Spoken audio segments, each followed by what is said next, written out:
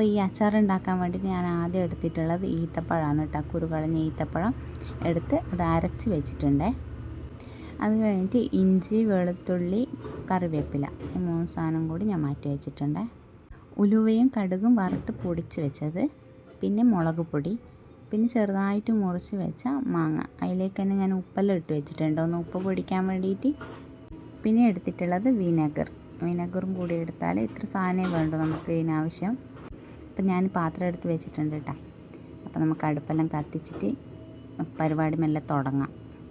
അപ്പോൾ വിനെഗറും ഈത്തപ്പഴവും കൂടി നമ്മൾ വാങ്ങിയാൽ മതി. ബാക്കി സാധനം നമ്മളെല്ലാത്തിനും യൂസ് ചെയ്യാൻ വേണ്ടിയിട്ട് വീട്ടിലുണ്ടാവുമല്ലോ, ആ സാധനങ്ങൾ മാത്രമേ വേണ്ടൂ. അപ്പം ഞാൻ വെളിച്ചെണ്ണ ഒഴിച്ച് കൊടുക്കുന്നുണ്ട്. വെളിച്ചെണ്ണ നല്ല ചൂടായി വരുമ്പോൾ നമുക്ക് കടുകും കൂടിയിട്ട് പൊട്ടിച്ചെടുക്കാം.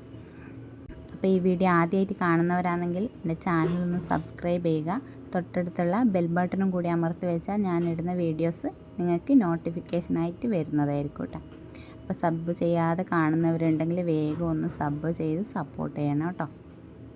അപ്പോൾ വെച്ച എണ്ണ നല്ല ചൂടായിട്ടുണ്ട്. അപ്പോൾ അതിലേക്ക് ഞാനിതാ ഇത്ര കറക്റ്റ് അളവൊന്നുമില്ല, നമ്മളെ മാങ്ങ എങ്ങനെയാണോ അതിനനുസരിച്ചിട്ടുള്ള ഒരു അളവ് എടുത്താൽ മതി. അപ്പം ഞാൻ കുറച്ച് കടുക് ഇട്ട് കൊടുക്കുന്നുണ്ട്. അപ്പോൾ ചെറു തീയിലിട്ട് നമുക്കത് പൊട്ടിച്ചെടുക്കാം.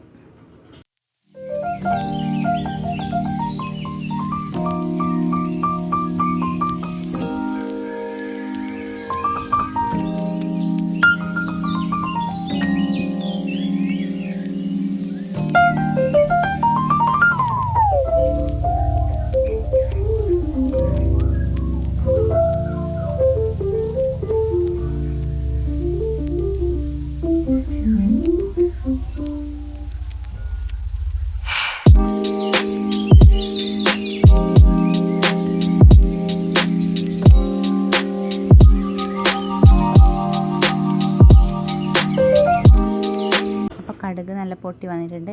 അതിലേക്ക് നമ്മൾ മുറിച്ച് വെച്ചിട്ടുള്ള ഇഞ്ചി, വെളുത്തുള്ളി ഇട്ടിട്ട് നല്ലോണം ഒന്ന് വഴറ്റി കൊടുക്കുക കേട്ടോ. നല്ല ഒരു ബ്രൗൺ കളറാവുന്നവരെ വഴറ്റി കൊടുക്കുക.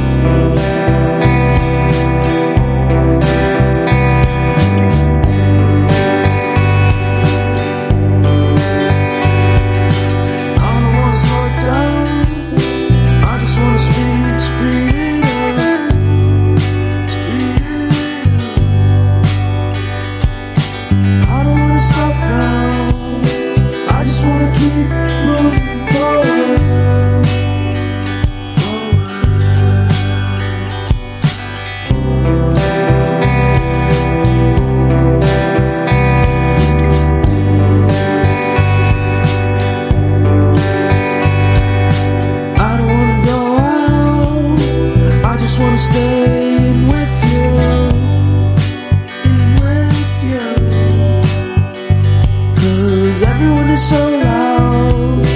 I just want a little bit of peace and quiet. Keep it quiet. Give me a sense of direction. Give me some time for introspection. 'Cause I need to keep on going. I need to keep on going. I need to be a forward.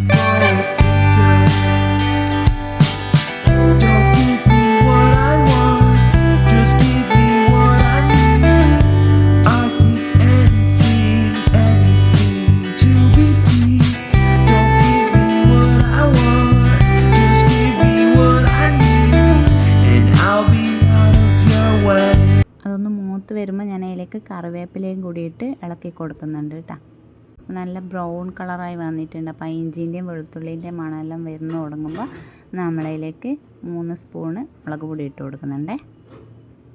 അത് നിങ്ങൾ മുളക് പൊടിയെല്ലാം ഇടുമ്പോൾ ശ്രദ്ധിക്കണം, നിങ്ങളുടെ എരിവിനനുസരിച്ചിട്ട് നിങ്ങൾ എത്ര മാങ്ങയാണോ എടുക്കുന്നത് അതിനനുസരിച്ചിട്ട് നമുക്കൊരു അളവ് ഉണ്ടാവുമല്ലോ.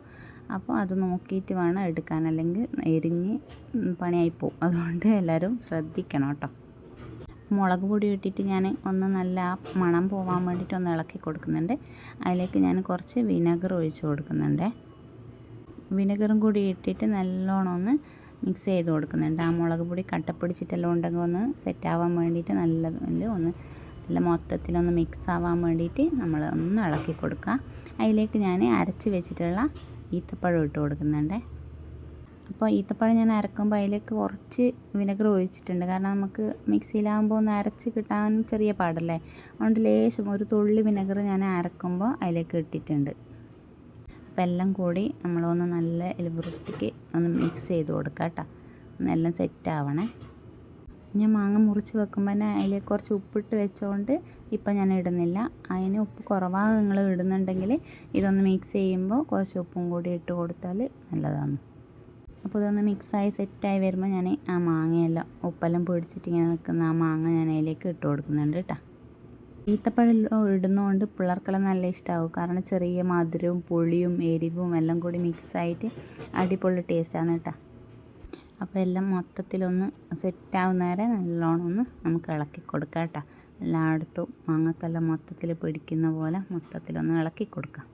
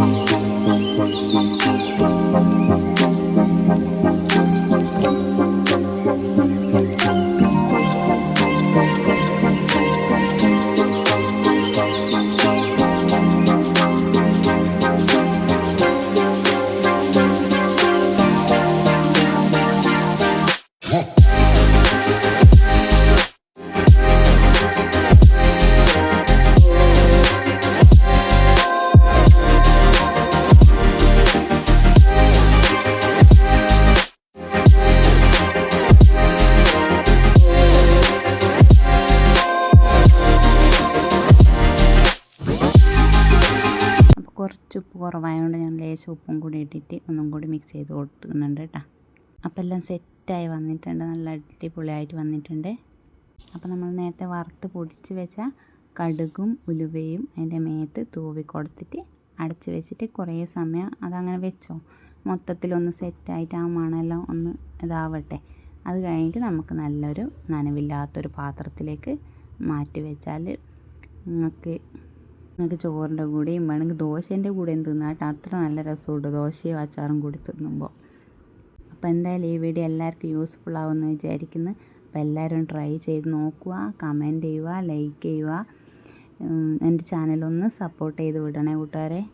അപ്പോൾ ഇത് ഞാൻ ഒന്ന് തണിയട്ടെ, അതുകൊണ്ട് അടച്ച് വെച്ചിട്ട് പോയിട്ടോ. ഞാൻ പിന്നെ വൈകുന്നേരമാണ് ഇതൊന്ന് തുറന്ന് നോക്കുന്നത് എന്തായി സെറ്റായിട്ടുണ്ടോയെന്ന്. അപ്പോൾ ആ ഉപ്പും ഇതെല്ലാം ഒന്ന് ഇളകിയിട്ട് നല്ല അടിപൊളിയായി സെറ്റായി കിട്ടിയിട്ടുണ്ട് കേട്ടോ. ഞാനിത് ഉച്ചക്കാക്കിയിട്ട് ഞാൻ രാത്രിക്കാണ് ഭരണിയിലേക്ക് മാറ്റി വെച്ചത്. അപ്പോൾ അതെല്ലാം ഒന്ന് ഉപ്പും എരിവും മധുരം എല്ലാം കൂടി മിക്സായിട്ട് സെറ്റായിട്ട് രാത്രിക്ക് കിട്ടിയിട്ടുണ്ട്. അതിന് മുമ്പേ ഇടയ്ക്കെന്നെല്ലാവരിലോ കോരി എടുത്തിട്ടുണ്ട് കേട്ടോ. ഭരണിയിലേക്ക് മാറ്റാനൊന്നും ക്ഷമയൊന്നും ഉണ്ടായിട്ടില്ല. അപ്പോൾ പുതിയ വിശേഷമായിട്ട് വീണ്ടും കാണാം. Tata bye, see U.